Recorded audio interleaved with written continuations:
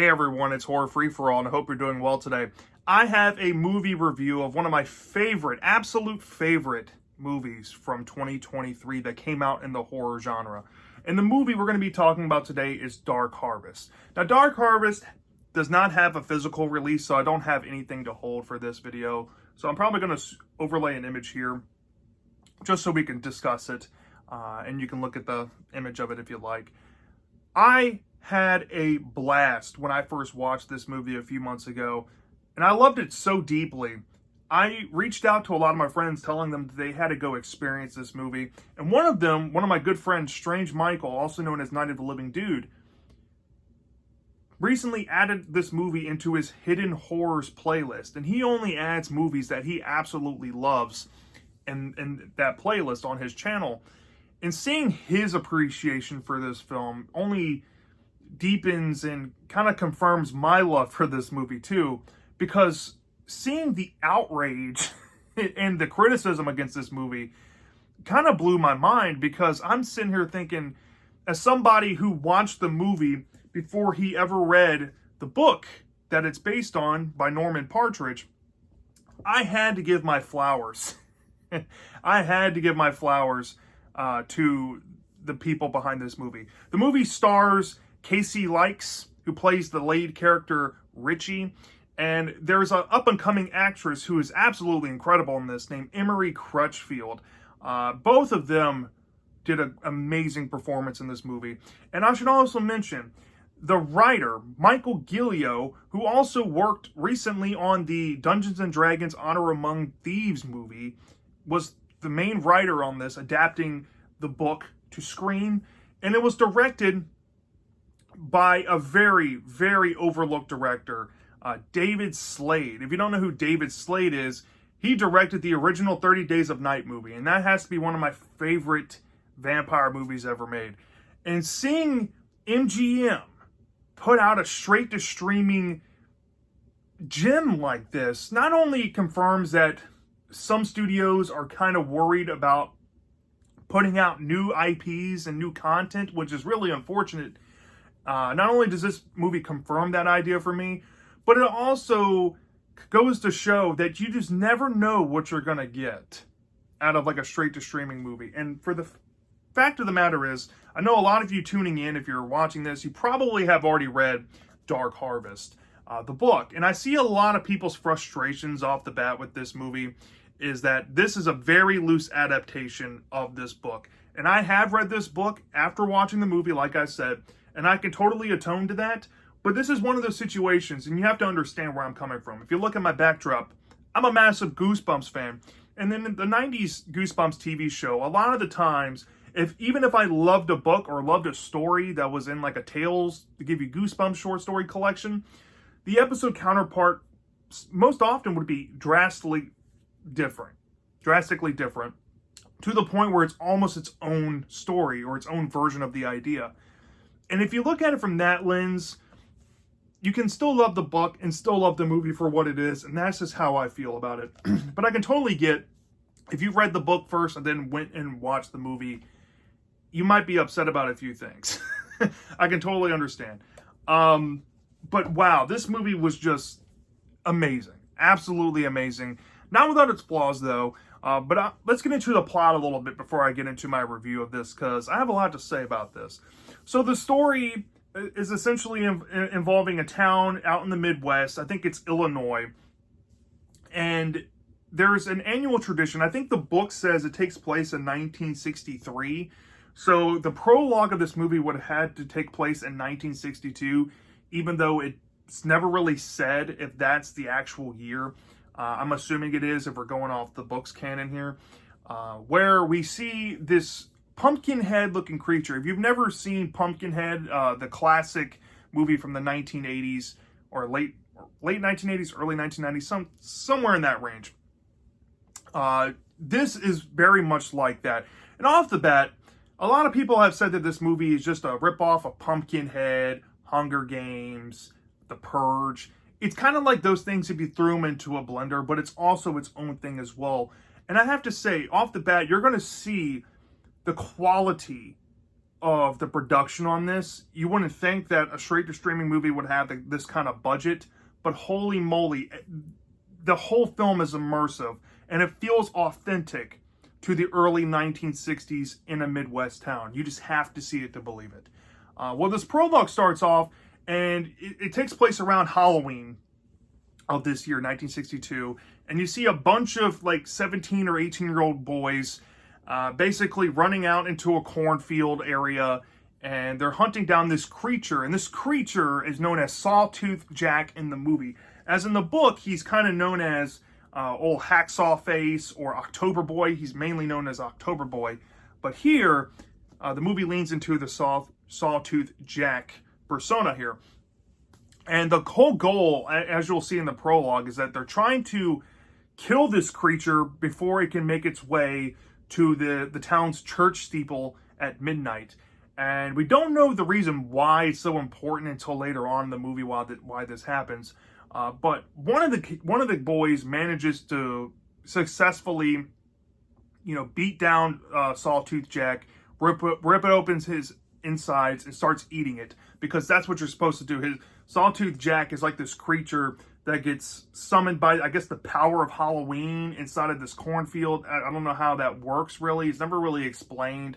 But essentially, he comes to life, and the person who sets up whoever is going to become Sawtooth Jack, that's kind of revealed later on, stuffs candy inside. So that's what you have to do. You have to eat the candy inside of them, and then you become the winner. And the prize for this boy and his family is that his family gets to get a brand new house that's a new model and everything, that's nicer than all the other houses inside of this town in Illinois. They get $25,000, and then they're awarded a car. And the way this operates is, the tradition is, once you win the car, you're able to leave the town, because the town has very strict rules that nobody's allowed to leave, because the entire town is owned by this Harvesters Guild. And the Harvesters Guild pretty much runs through the politics, it runs through the police force, it runs through the food production, and pretty much all the businesses. Everybody's a part of this Harvesters Guild. And residents who work at nearby factories and stuff, they live here under the thumb of the Harvesters Guild. But this legend of Sawtooth Jack goes way deeper, and we find out exactly what this legend is as the story goes along. So there's a fast forward element, because we get to meet this brother who ends up being the main character of the film, known as Richie. And Richie hasn't seen his brother since he left the night of becoming the winner, after the celebration of him defeating Sawtooth Jack. And Richie seems, to be the type that the moment he graduates, he's trying to get out of this town. He does not want to be stuck there his whole life. And that is the carrying narrative throughout this movie, that Richie does not want to be held down in this town. And he meets this girl that works at a movie theater, who's played by Emery, I forget her last name already. But, the actress I mentioned, she is like a black girl in the early 1960s, working at this movie theater, and all the boys in town it's mostly a white town. So there is some elements of segregation going on, and his friends kind of are weirded out that he likes a black girl. But I think that kind of adds to the story a little bit, because it kind of speaks on the times. I don't know. He sees a lot of himself inside of this girl, and he has a crush on her. And both of these characters are beautifully written in the movie, as you get to see their romance kind of blossom up until the Halloween tradition that you'll expect in the climax.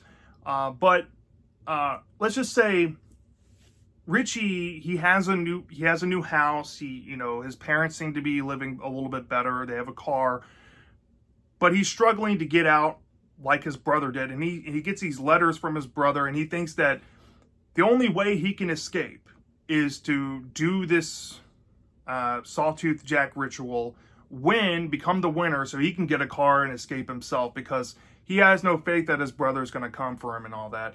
But his parents don't want him to participate, because some stipulation works out like this, where if your sibling wins or a person of your family wins and you get moved into a new home and all that, you're no longer forced to have to participate, especially if your younger siblings are younger than you or whatever. The rest of your bloodline doesn't have to compete for some reason. And you find out why in a compelling way. But Richie's like, no, I'm going to compete. I don't care what you say. And his parents are upset and don't want him to do it. And he has some interactions with some other local boys at his high school. And he gets into some altercations. Some boy steals his belt buckle. And he's like, you know what, fuck this. I'm going to do what I have to do. And it's in the preceding days of the Halloween ritual where all the boys that are going to participate are pretty much locked in their own rooms by their parents for 3 days, and they're left without food or water. And this is done to drive up their insanity and hunger and, thirst. So when they are let out on Halloween night, when Sawtooth Jack is unleashed, they'll have enough, anger and resentment within them to go kill them and have the urge to become a winner. And as the movie goes along, you get some sense of what that entails. So I'm going to fast forward through majority of the movie because if I'm being honest, a lot of it's just character setup and relationships, and all you really need to know is the surface of that. But once it builds up to the climax of the film, Richie manages to, find himself in the situation with all these other boys where they're going out in the streets hunting Sawtooth Jack. And he's made it his mission because he's a greaser type, not like his brother who was more like a Sosha. If you've ever read The Outsiders or seen the movie, you kind of know that dynamic, or like West Side Story. He falls into that greaser club. So him and his greaser pals, there's about 4 of them. One of them's very afraid, and the other 2 are gung-ho to get Sawtooth Jack and become the winner. They're out driving to the cornfield because they want to get a leg up on this. And they hit Sawtooth Jack and they get out of the car, and 2 of his friends die in a immediate grisly ass way. And it's almost too much going on there, but it was fucking awesome. And his other friend chickens out and runs away. And after seeing what Richie saw, he starts to realize the gravity of the situation. He's going to need more better weapons to be able to ensure that he's going to be the winner. So he decides to kind of skedaddle and head back to town because he knows a certain person will have a weapon that he could find. So meanwhile, he ends up running into his crush, Kelly. And Kelly is like, you know what? I'm breaking the rules. This is normally a guy's thing, or mostly white guy's thing, but I'm going to participate. And Richie thinks that's really cool of her, but he has some skirmishes with his, his adversaries that's going on in his social life and all that. And we see a couple other people start biting the dust. Like one of his greaser friends dies in a brutal ass fashion, and Sawtooth Jack is revealed to kill a fuck ton of them all in one location. Kind of off screen, but you can kind of get the sense and the magnitude of what happened to them. So that's where the Hunger Games aspect comes into the movie, I would say. But I'm kind of going off into tangents. I'm going to keep it more concise here without going into too much more spoilers than I already have.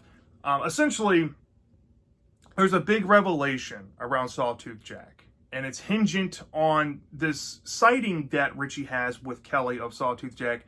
And he sees something on the person of it, and he starts to piece together that something's not right. And he tragically finds out a lot of things, like possibly what actually happened to his older brother, who's been lying to him the whole time, who are the real bad guys of this town and all that. And it may or may not tie back to the Harvesters Guild. And this police officer that I really haven't mentioned yet, but if you've ever seen Halloween Resurrection, he's the long-haired guy that's into the redhead. He's pretty much recontextualized into maybe possibly being the actual big villain of the story. And it builds up to this climax to where after he realizes all of this, he has to make a choice with Sawtooth Jack before things get too weird, because there's a stipulation that if Sawtooth Jack isn't handled, it's going to ruin the town for like 9 years. So he begrudgingly handles Sawtooth Jack, becomes the winner himself. He wins a new car, wins more money. His family, I guess, since they already have a house from the year prior, they might get some type of other upgrade. But something fucked up happened before, all that enjoyment could take place, particularly to his mom, I would say. And he's like, all right, now that I got my car, I get my way out of town. And he orchestrated something with Kelly, but we find out something tragic that happens with one of the characters. And after the ending of the movie and the credits start rolling, there's a post-credit scene that insinuates that this stuff might carry over into a possible sequel. We just don't know yet. And that's essentially what you're going to expect out of this movie, Dark Harvest. Now, without comparing it to the book at all, I think this movie was splendidly well shot. The atmosphere of this movie easily is the best atmosphere out of any horror film I watched in 2023. There's just something so beautiful about how the moonlight lights the crops. There's Halloween decorations all across this town. There's this Sawtooth Jack image on like the side of buildings. There's this urban legend-esque type of vibe going on. You just cannot replicate the synergy of the tone and the atmosphere of this movie. It is so electric, and it makes you glued to the entire film once you start it. Yes, it does have its slow points, but this film is one of those type of movies that it is a slow burn, but it respects the audience's intelligence because it introduces characters, it really fleshes them out, kind of in a similar way like Halloween Ends does. But in my opinion, I think that this is what Halloween Ends could have been if it was an actually good movie. Halloween Ends had a lot of this movie in its veins, but it just wasn't able to execute what this movie was able to do. Dark Harvest 2023, the acting was incredible.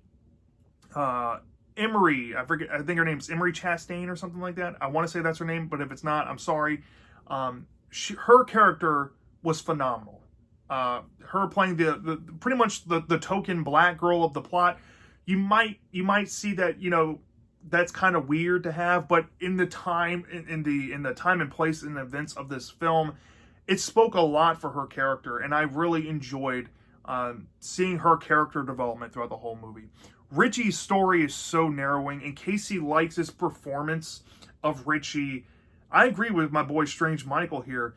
He needs to be in more films as the front guy. Hollywood should be putting him in more movies. This kid is extremely talented.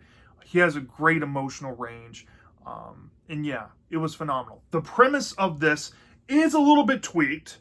It is a little bit tweaked from the book. And then this is as far as I'll go with the book comparison. The book is a whole different setup to the concept, but you have the concept skeleton in this movie, I would say. The movie version here, the direction that the writer went into, I would say, I don't think is a bad direction compared to the book. This is definitely a more action-focused version. It definitely comes to bring out that more Hunger Games or the Purge type of vibe. But I don't hold it against it. I think it was very well done. Sawtooth Jack as a monster creature, not only were the kills fucking insane in this movie and the gore and practical effects were amazing, there was mild CGI enhancements here on him, I would say at times, but it looked fantastic. But the design of Sawtooth Jack himself is fucking eerie. It's kind of like if you took Snoke from Star Wars and you put it together with Pumpkinhead. He's fucking terrifying, and I think there's an actual actor under makeup playing the role here. Looks fucking great. And the concept of the character, either version of the story you go in, is fucking awesome. I love the backstory of Sawtooth Jack, how that plays into the town's lineage and history and all that, which the movie brings something that was not in the book. The movie definitely has this recontextualization of who the real villains are and who's actually this character. And this character isn't the same Sawtooth Jack each and every year. Let me just put it that way. It was kind of mind-blowing the first time I saw it, and rewatching it, I actually caught on a lot more details that I was actually more pissed off at my first go around when I thought this stuff wasn't in there. But seeing it a second time and I'm able to pay more attention to it, I can see that they actually did include a lot of this stuff in it. And I've already mentioned this, but the time period and how they were able to make it look as accurate as they did is just mind-blowing to me. This honestly feels like the set, the costumes, the acting performances, how every character carried themselves feels authentic to what it would have been like in Illinois in a small cornfield type town in 1963. It feels like that, and it's amazing. It's absolutely amazing. The directing chops David Slade was able to bring here was magical. I mean, some scenes were so tense and creepy that it just reminded me of those great horror films that I always put in my pantheon of favorites. Like, this has a lot of similar qualities to those films, honestly. And yeah, I mean, I just have a lot of positives with this movie. And since it's set on Halloween, I'm probably going to watch this each and every Halloween. It's just, it's a magical movie. My only negatives with it is for a movie that literally runs an hour and 35 minutes. So it's under the average these days of like an hour and 40 minutes, pushing 2 hours. And I love that about it because it doesn't overstay its welcome whatsoever. It's like 95 minutes. But the pace is kind of all over the place because for like the first half of the movie, it's literally setting up characters in like an expositional type of way, which I think that this is actually one of the movie's better strengths. Like I said, when I made my comparison to Halloween Ends, it has a lot of similarities to that movie. But it did it in such an effective way. And it did it in such a time period piece way and in such a mild commentary way about society and, you know, the viewpoints on like greaser culture back in the 50s and 60s, or viewpoints on segregation with, you know, white and black people back in the 1950s and 60s. This has a lot to say. And there's actually a moral punch to the story. There's a lot of themes woven into this. And I don't know if, you know, they were intending to take a lot of those themes from Partridge's novel, that I do think that some are absent here to make it a little more full. But while those things are good, the pace is kind of all over the place. And like I already kind of mentioned, my second negative would be that I think the book has a little more commentary going on, and I think it was a little better handled in certain areas, at least in terms of character motives and all that to do things. I do feel like there is a sense of disbelief you have to put out the door with some character decisions in this movie, but if I'm being honest, I can let a lot of slide with this because of the urgency in the moment and the stakes for the main character, Richie. A lot of people have criticized that Richie made a really dumb decision for wanting to participate, but to be fair, he did not know the stakes involved and what the real truth was. He was just putting himself in a careless situation where he wanted to win a car to get out of town. And people think that that's a dumb reason to put yourself in danger. You know what? Fuck people. I don't give a fuck what you say. For Richie's case, he literally cannot leave his town. He's kind of like in a permanent prison. His dad is already trying to line up his future for him, getting a job at a factory, and he's going to live in the same town his whole life that he'll be miserable in. What would you do in this situation? Everybody's all fucking talk, I swear. But it is mildly in that dumb vein that you kind of have to overlook. Other than that, I think this film is absolutely fucking fantastic. If I had to rate this thing from a 0 to 5 star basis, y'all, I'm going to give this a very high 4 out of 5 stars at around a 4.75 out of 5 stars. This film is absolutely incredible. If you do not have Amazon Prime, you need to go check this out. Maybe go rent it for $5.99 on a streaming service or whatnot that has the film for you to watch. Check it out. If you find it on bootleg on like eCrater or something, pick this up for your physical collection as a blind buy. I'm telling you, you'll enjoy it. If you want to try the source material of Norman Partridge's book, go ahead as well. I mean, great opportunity here. But yeah, love this movie. Let me know down in the comments section if you've seen Dark Harvest from 2023. Do you love this or do you hate this? I'm dying to know. And I'll see you next time.